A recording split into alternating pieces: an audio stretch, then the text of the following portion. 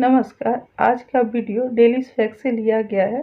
इन्होंने भारत का एक वीडियो दिखा करके पाकिस्तान के लोगों से पूछा है कि एक पाकिस्तानी लड़की भारत के बारे में क्या कर रही है। वहीं एक इंटरेस्टिंग बात है कि इसमें एक छोटे बच्चे की राय ली गई है। वह नॉन मुस्लिम के बारे में क्या कहता है उसे सुनिए और सुन करके आप अपनी राय बनाइए और कमेंट बॉक्स में हमें भी बताइए। और मैं अपनी राय इस वीडियो के आखिरी में दूंगी। चलिए सुनते हैं।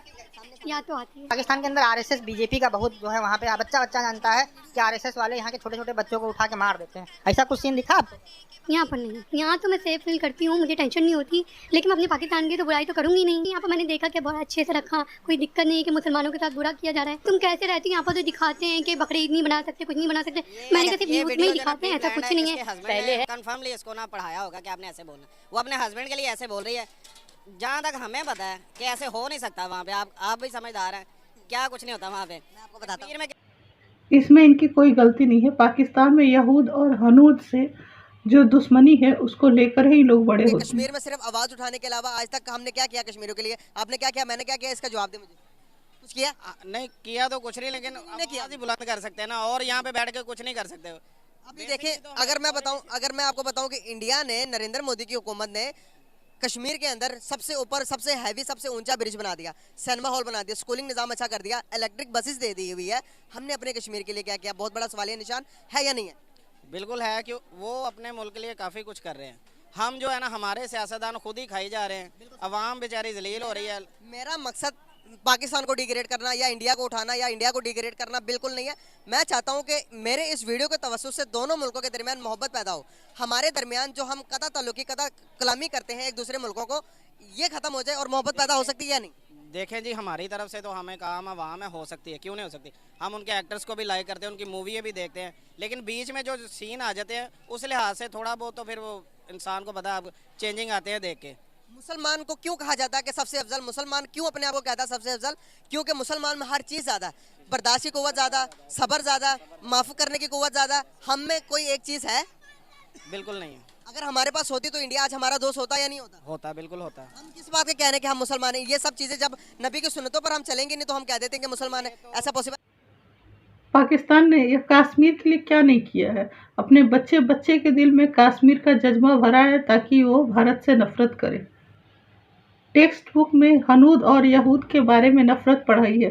वो नफरत बढ़ा बढ़ा करके, घुमा फिरा करके कश्मीर में रह रहे हिंदुओं पर इस्तेमाल करते हैं, वहाँ पर जिहाद भेजते हैं। आपके बड़े बड़े सैन्य अधिकारी ने इस बात को कबूला है कि उन्होंने ऐसा किया है, आतंकवाद को उन्होंने कश्मीर में भेजा है। और बहुत सारी किताबें भी उनकी उपलब्ध हैं और वीडियोज भी उपलब्ध हैं। पाकिस्तान का बच्चा बच्चा कश्मीर पर खुतवा पढ़ सकता है और फतवा दे सकता है। तो आपने जहर बहुत फैलाया है कश्मीर के नाम पे। जब आप दूसरे से सबसे बेहतर अपने आप को मानने लगते हैं और उसमें कोई सुधार की गुंजाइश नहीं रखते तो दूसरे को आप नीचा भी मान रहे होते हैं। क्यों अनलाइक करते हो? जरा इधर आओ ना, मैं आपसे जानना चाहता हूँ कि आप अनलाइक क्यों करते हो? क्योंकि वो गंदे लोग होते हैं। क्यों गंदे लोग होते हैं? गंदे लोग कैसे होते हैं? वो बताओ जरा। वो कहाँ देखा था, किसने बताया था वो गंदे हैं? गंदे लोग किस तरह से होते हैं? क्या करने से लोग गंदे होते हैं? वो पूजा करते हैं, वो पूजा करना बुरी बात है। हम नमाज पढ़ते हैं, नमाज करना अच्छी बात होती है। अच्छा, नमाज पढ़ना आपके लिए अच्छी बात है, आप नमाज पढ़ सकते हो, लेकिन हमारे इस्लाम ने कहा, हमारे नबी सल्लल्लाहु अलैहि वसल्लम ने फरमाया, हमारे कुरान मजीद में लिखा हुआ है कि तुम किसी के खुदा को बुरा ना कहो एवज के वो तुम्हारे सच्चे खुदा को बुरा कहे। किसी के खुदा को कहना गलत कहना बुरी बात है ना? आइंदा ऐसा नहीं करूँगा। हाँ, आइंदा से किसी के खुदा को बुरा नहीं कहना, चाहे वो हिंदू हो चाहे वो ईसाई हो। आपका मज़हब सबसे अच्छा है, आपने बस इसी को फॉलो करना, किसी और को नहीं फॉलो करना। ठीक है, बहुत शुक्रिया सर। बहुत मासूम बच्चा था, इसके दिल में जो बात थी उसने सही सही और सामने कही, कुछ भी छुपाया नहीं इसने। बच्चे जो सीखते हैं वो अपने आसपास के माहौल से सीखते हैं, या अपने पिता से सीखते हैं, या अपने स्कूल में सीखते हैं, या धार्मिक गुरु से। देखना होगा ये जो इसके अंदर नफरत है वो आखिर आई कहाँ से? कहीं से तो इस तक पहुँच रही है, वो गलत चीज़ है। ऊपर वाले से प्रार्थना है कि इसके अंदर से ये नफरत ख़त्म हो और ये एक अच्छा इंसान बने, जीवन में सफल हो, और हमारा यही आशीर्वाद है। बच्चे से भी ज़्यादा उनके पापा के संस्कार अच्छे हैं। उन्होंने तुरंत बच्चे से माफ़ी मंगवाई और सबके सामने मंगवाई।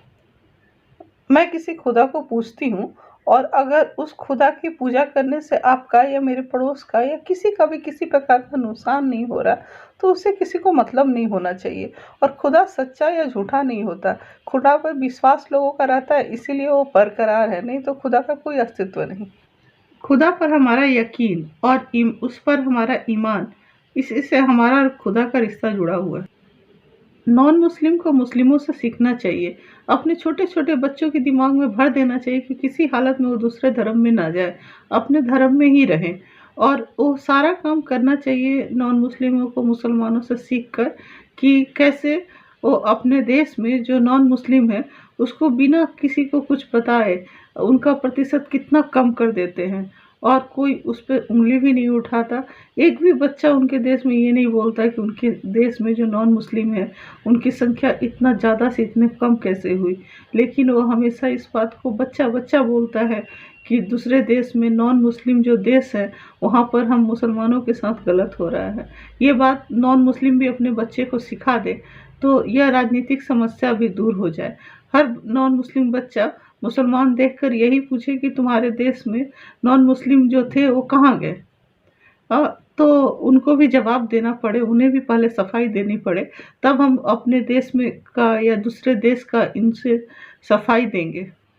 डेली स्वैग अपने वीडियोस में बहुत मेहनत करते हैं कि दोनों देश के लोग जागरूक हों और एक दूसरे देश की समस्या पर खुल के बात करें, और दोनों देश के लोगों में यह जो नफ़रत है वो थोड़ी कम हो जाए। इनके प्रयास को हमेशा सराहना चाहिए और सच में इनका वीडियोस मुझे देखने में बहुत ही आनंद आता है। डेली स्वैग के पत्रकार को या इस मासूम बच्चे के परिवार के किसी व्यक्ति को मेरी बात से अगर ठेस पहुंची हो तो मैं क्षमा चाहती हूं, लेकिन मैंने कोई अलतकिया नहीं किया। मैंने अपनी बात बहुत सच्चाई और हक से रखी है। और अगली वीडियो में फिर मिलते हैं। जय हिंद।